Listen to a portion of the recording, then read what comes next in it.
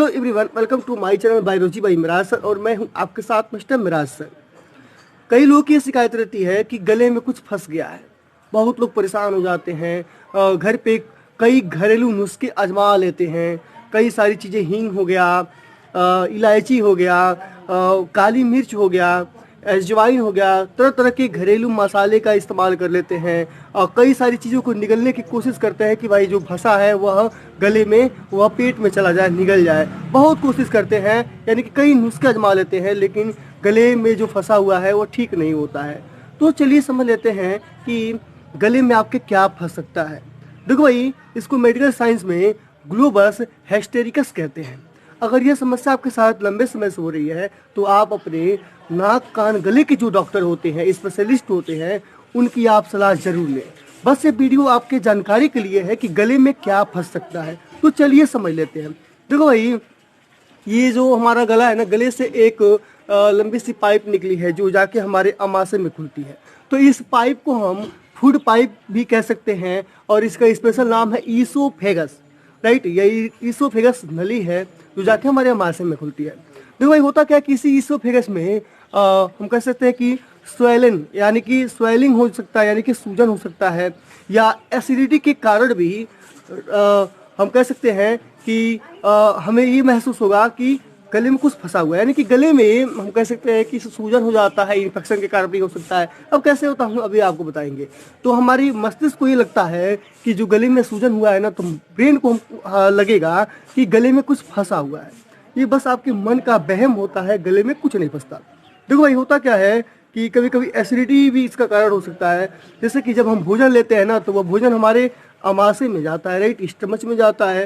तो एसिडिटी के कारण कुछ जो भोजन के जो पार्टिकल होते हैं, राइट, वे हम कह सकते हैं कि रिफ्लेक्स होते हैं। ये फिर पुनः जो फूड पाइप है, ईसोफेगस है, उसकी नली की तरफ जो है कि बढ़ते हैं, रिफ्लेक्स होते हैं। तो कुछ भोजन के पार्टिकल हो सकते हैं या पानी के कुछ छींटे हो सकती हैं। तो जब और फिर ये नीचे भी जाते हैं, ऊपर आएंगे फिर नीचे जाएंगे। और ऐसा होने से कभी कभी ये एसिडिटी हमारी ईसोफेगस में कुछ एसिडिटी रह जाती है, एसिडिटी ये छोड़ जाती है, हम कह सकते हैं, राइट। और ये जो प्रॉब्लम है ना, इसको हम लोग कहेंगे गैस्ट्रो इसोफेगल रिफ्लेक्शन, राइट। तो इसके कारण जो है कि हमें महसूस होगा कि गले में कुछ फंसा हुआ है, राइट, यानी कि गले में कुछ नहीं फंसता। दूसरा जो कारण है वो मेन कारण ज़्यादातर यही होता है, साइकोलॉजिकल। साइकोलॉजिकल का मतलब कि स्ट्रेस, यानी कि तनाव महसूस करना। हम किसी बात को लेकर ज़्यादा चिंतित रहते हैं, ज़्यादा तनाव महसूस करते हैं, तो उसकी वजह से होगा क्या कि हमारे शरीर में कोर्टिसोल हार्मोन का लेवल बढ़ जाएगा। ज़्यादातर केस में यही देखा गया है कि ज़्यादा हम टेंशन लेते हैं तो कोर्टिसोल जो हार्मोन है उसका लेवल बढ़ेगा। इससे कई समस्याएं भी उत्पन्न होती हैं, जैसे कि हार्ट रेट में प्रॉब्लम होगा, ब्लड प्रेशर बढ़ जाएगा, पल्स रेट बढ़ जाएगा। और जो ईसोफेगल जो है, ये ईसोफेगल जो है ना, हमारा ईसोफेगस, ये जो फूड पाइप है, तो यह कॉन्ट्रैक्ट करने लगता है, यानी कि इसमें कॉन्ट्रैक्ट होना शुरू हो जाता है, सिकुड़ना फैलना शुरू हो जाता है, या ऑब्स्ट्रक्शन होना शुरू हो जाता है, यानी कि अवरोध शुरू हो जाएगा। इसके कारण लगेगा कि गले में कुछ फंसा हुआ है, कुछ अटका सा महसूस होगा, राइट। कुछ और भी कारण हो सकते हैं, जैसे कि बैक्टीरियल इन्फेक्शन हो सकते हैं। बैक्टीरियल इन्फेक्शन में टॉन्सिलाइटिस, रेलेंजाइटिस या फेरेंजाइटिस, ये बैक्टीरियल इन्फेक्शन होते हैं। इनके कारण भी होगा क्या कि जब ये इन्फेक्शन होगा बैक्टीरिया का, तो गले में सूजन हो जाएगा, स्वेलिंग हो जाएगा, जिसके कारण हमें महसूस होगा कि गले में कुछ फंसा हुआ है, कुछ अटका हुआ है, राइट। तो यही सब कारण हैं कि हमें महसूस होता है कि गले में कुछ फंसा हुआ, अटका हुआ है।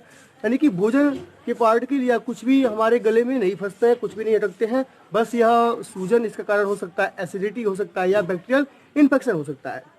कई लोग जो होते हैं ना, वे घरेलू नुस्खे आजमाते हैं, राइट, और उनको ऐसा महसूस होता है, या कई तरह की यूट्यूब पर वीडियो देख लेते हैं, या कुछ लोगों के मुंह से सुन लेते हैं, भाई घरेलू नुस्खे आजमाओ, इससे फ़ायदा मिलेगा। तो देखा जाए तो जो घरेलू नुस्खे होते हैं, जैसे कि मसाले हो गए, काली मिर्च हो गया, हींग हो गया, अजवाइन हो गया, राइट। तो ये जो घरेलू जो भी हम कह सकते हैं मसाले हैं, अगर इनको आजमाने से अगर आपको आराम नहीं मिलता है तो इन मसालों को बर्बाद करने से कोई फ़ायदा नहीं है। आप अपने नाक कान गले के जो डॉक्टर हैं उनकी आप सलाह लें, क्योंकि कभी कभी ऐसा भी होता है ना कि ज़्यादा मात्रा में मसालों का यानी कि ओवरडोज लेने से भी हम कह सकते हैं कि हमें परेशानी हो सकती है, प्रॉब्लम क्रिएट हो सकती है या नुकसानदायक साबित हो सकता है।